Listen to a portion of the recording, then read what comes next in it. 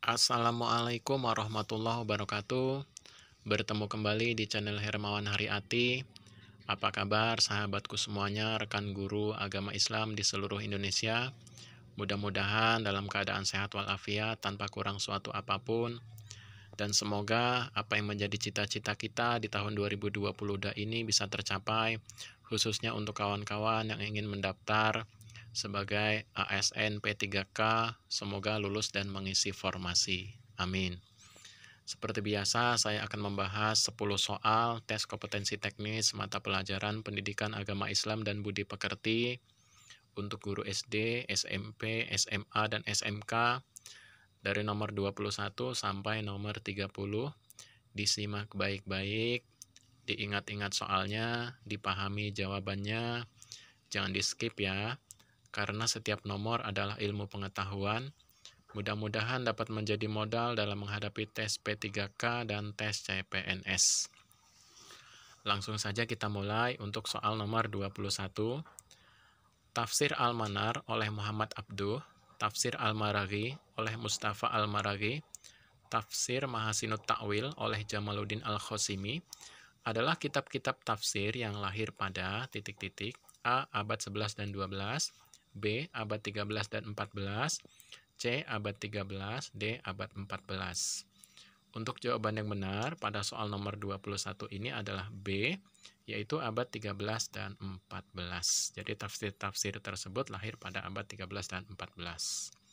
Kita lanjut ke soal nomor 22. Berdasarkan peran dan tanggung jawab terhadap keluarga, kewarisan antara pria dan wanita adalah A. 2:3, B. 2:4, C. 1:3, D. 2:1. Untuk jawaban yang benar pada soal nomor 22 ini adalah D, yaitu 2:1. Jadi, laki-laki mendapat 2 bagian, sementara perempuan mendapat 1 bagian. Mengapa laki-laki mendapat bagian lebih besar?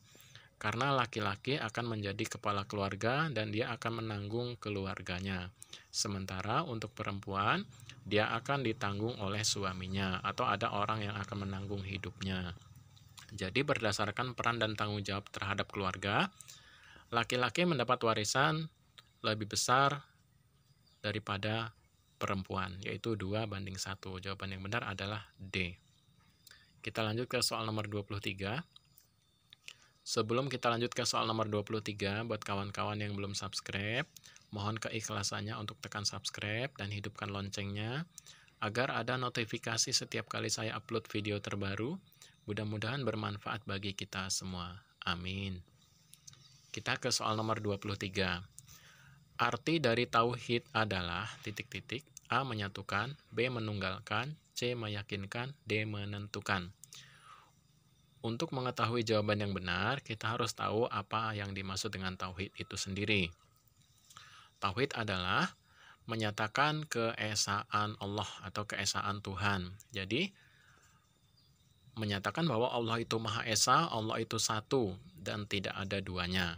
Jadi, jawaban yang benar untuk pilihan nomor 23 ini adalah B, yaitu menunggalkan. Tunggal artinya satu. Jadi, menunggalkan. Kita lanjut ke soal nomor 24. Iman menurut bahasa berarti titik-titik. A. Pembenaran hati, B. Pembenaran lisan, C. Keyakinan hati dan lisan, D. Semuanya benar. Jadi, iman artinya percaya dalam hati, dilaksanakan dengan perbuatan. Nah, jadi untuk jawaban yang benar di sini adalah D, yaitu semuanya benar. Pembenaran hati, pembenaran lisan, keyakinan hati dan lisan. Kita lanjut ke soal nomor 25. Ahli waris yang mendapat 1/4 bagian dari harta warisan adalah titik-titik. A. Seorang anak perempuan bila bersama-sama dengan muasibnya. B. Istri bila mewarisi tidak bersama-sama dengan far'un waris. C. 2 orang anak perempuan. D. Saudara perempuan seibu sebapak. Jawaban yang benar adalah B, yaitu istri bila mewarisi tidak bersama-sama dengan far'un waris, anak atau cucu. Kita lanjut ke soal nomor 26. Sebuah lembaga yang bertugas memfasilitasi segala urusan pemerintahan khususnya dalam bidang persuratan pada masa dinasti Umayyah yaitu titik-titik. A. Al-Hijabah, B. An-Nizam Al-Qadai, C. Katib Al-Jun, D. Katib Ar-Rasail. Untuk mengetahui jawaban yang benar, kita harus mengetahui masing-masing fungsi dari jawaban A, B, C, dan D. Al-Hijabah adalah sebuah lembaga yang bertugas untuk mengawal khalifah, atau dalam istilah di negara kita adalah pas pampres. Jadi untuk menjamin keselamatan khalifah. Kemudian An-Nizam Al-Qadai, kalau di negara kita itu lembaga kehakiman. Di negara kita disebut dengan MA atau Mahkamah Agung, Mahkamah Konstitusi. Kalau pada zaman dinasti Umayyah disebut An-Nizam Al-Qadai atau lembaga kehakiman. Kemudian pilihan jawaban C, Katib Al-Jun. Ini artinya sekretaris tentara yang mengurusi di bidang kemiliteran. Sementara Katib Ar-Rasail adalah sebuah lembaga yang bertugas memfasilitasi segala urusan pemerintahan, khususnya dalam bidang persuratan. Jadi pilihan jawaban yang benar adalah D. Kita lanjut ke soal nomor 27. Berikut ini adalah istilah lain dari akhlak mazmumah adalah akhlak titik-titik, A. Karimah, B. Fadilah, C. Razilah, D. Hasanah.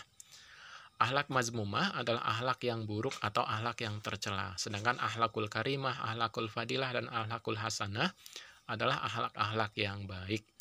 Jadi istilah lain dari akhlak mazmumah adalah akhlak razilah, akhlak tercela atau akhlak buruk. Kita lanjut ke soal nomor 28. Apa judul karya besar Ibnu Sina atau Avicenna di bidang kedokteran? A. At-Tiba, B. Qawanin, C. Al-Qawanin, D. Al-Qanun fi At-Tib. Untuk jawaban yang benar adalah D, yaitu Kitab Al-Qanun fi At-Tib karya besar Ibnu Sina. Di sini dalam kurung Avicenna. Avicenna adalah nama Ibnu Sina, dikenal di negara barat.